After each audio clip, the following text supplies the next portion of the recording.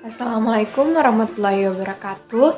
Perkenalkan, nama saya Andi Hijriana Molda, mahasiswa Prodi Fisioterapi Fakultas Keperawatan Universitas Hasanuddin Angkatan 2019.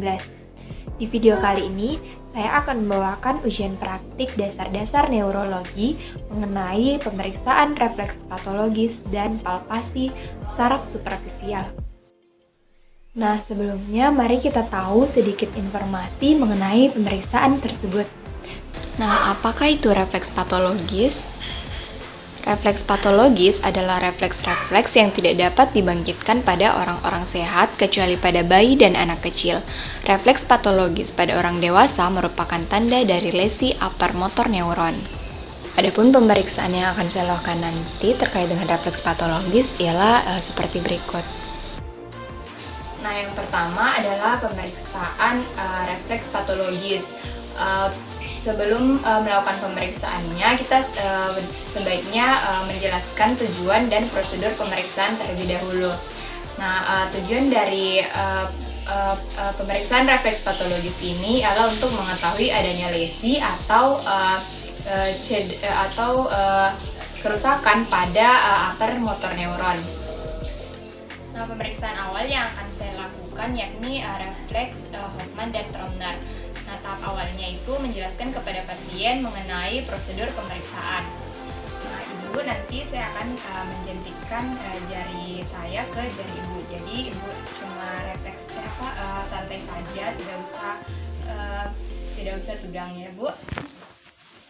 Nah, cara pemeriksaannya itu kita jentikan ibu jari ke jari tengah pasien seperti ini. Nah, jika dalam keadaan normal, jari-jari dari pasien tidak akan mengalami perubahan. Nah, jika refleks Hoffman-nya positif, maka ketika dilakukan pemeriksaannya seperti ini, maka ibu jari dan jari telunjuk pasien akan mengalami fleksi. Nah, sedangkan untuk pemeriksaan Tromner, kita jentikan ibu jari ke jari tengah pasien. Nah, dalam keadaan normal juga tidak terjadi perubahan apapun, namun dalam keadaan positif, jika refleks Tromnernya positif, maka akan terjadi seperti ini. Nah, ibu jari dan jari telunjuk pasien akan mengalami fleksi. Selanjutnya itu pemeriksaan refleks Babinski. Sama seperti sebelumnya, saya akan menjelaskan mengenai prosedur pemeriksaan kepada pasien. Nah, ibu nanti saya akan menggoreskan ujung palu refleks ke telapak kaki ibu. Pemeriksaannya dimulai dari menggoreskan ujung palu refleks ke tumit pasien. Nah, lalu menuju ke sisi lateral telapak kaki, lalu dibelokkan ke ibu jari pasien. Nah, seperti ini.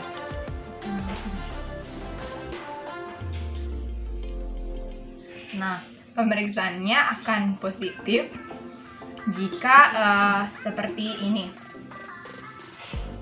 Nah, jari-jari pasien akan mengalami pemekaran dan akan mengalami dorsofleksi. Selanjutnya adalah pemeriksaan refleks Kadok. Seperti sebelumnya, saya akan menjelaskan prosedur pemeriksaan kepada pasien. Nah, ibu nanti saya akan menggoreskan ujung palu refleks ini pada mata kaki ibu yang bagian luar. Nah, cara pemeriksaannya yaitu pertama, lakukan goresan dengan ujung palu refleks pada kulit di bawah malleolus externus. Nah, goreskan ujung palu refleks dari atas sampai ke bawah. Seperti ini. Ini akan dikatakan sebagai normal. Nah, refleks ini akan dikatakan positif jika terjadi dorsofleksi pada ibu jari pasien. Seperti ini. Pemeriksaan selanjutnya adalah pemeriksaan refleks Oppenheim. Nah, seperti sebelumnya, saya akan menjelaskan terlebih dahulu mengenai prosedur pemeriksaan kepada pasien. Nah, ibu nanti dengan menggunakan jempol dan jari telunjuk saya akan saya akan mengurut tulang ibu di sekitar betisnya. Nah, cara pemeriksaannya yaitu dengan menggunakan jempol dan jari telunjuk pemeriksa tulang tibia pasien, diurut dari atas ke bawah. Ini. Refleks Oppenheim ini akan dikatakan positif jika ada respon pada dorsiflex pada ibu jari kaki pasien. Nah, seperti ini. Nah, akan terjadi dorsifleksi serta pemekaran serta pemekaran jari-jari yang lain. Nah, pemeriksaan selanjutnya ialah pemeriksaan Gordon. Nah, sebelumnya saya akan menjelaskan prosedur pemeriksaan kepada pasien. Nah, ibu nanti saya akan melakukan pemijatan pada otot betis ibu ya. Nah, cara melakukannya yaitu lakukan pemijatan pada otot betis pasien seperti ini. Nah, akan dikatakan normal jika tidak terjadi respon apapun pada kaki pasien.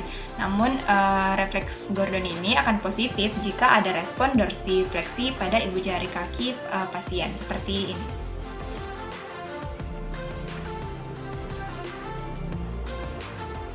Nah, selanjutnya adalah pemeriksaan refleks Schaeffer. Nah, terlebih dahulu saya akan menjelaskan prosedur pemeriksaan kepada pasien. Nah, ibu nanti saya akan melakukan sedikit cubitan pada bagian bawah kaki ibu ya. Nah, cara pemeriksaannya itu seperti ini. Lakukan cubitan atau pemijatan pada tendon Achilles pasien. Ini. Nah, akan dikatakan normal jika tidak ada respon apapun pada kaki pasien. Namun, akan dikatakan positif jika ada respon dorsifleksi pada ibu jari serta pemekaran jari lainnya, seperti ini.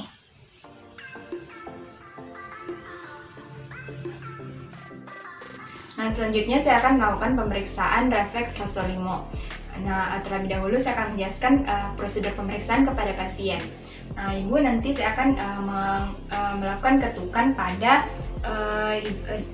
jari-jari di bawah jari-jari kaki pasien. Nah, cara pemeriksaannya itu lakukan ketukan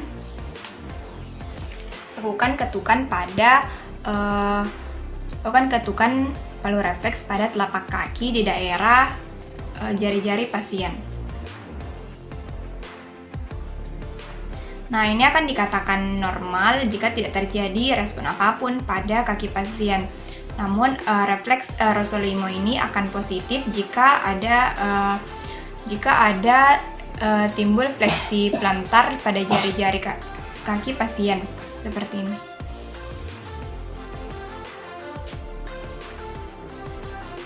Selanjutnya adalah pemeriksaan refleks klonus kaki. Sama seperti sebelumnya, saya akan menjelaskan terlebih dahulu mengenai prosedur pemeriksaan kepada pasien. Nah, ibu, nanti saya akan meletakkan tangan kiri saya di bawah lutut ibu dan tangan kanan saya di telapak kaki ibu.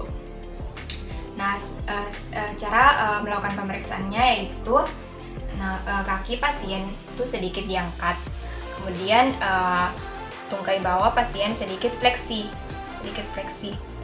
Nah, selanjutnya tangan kanan pemeriksa secara tiba-tiba melakukan dorsifleksi pada kaki pasien seperti ini.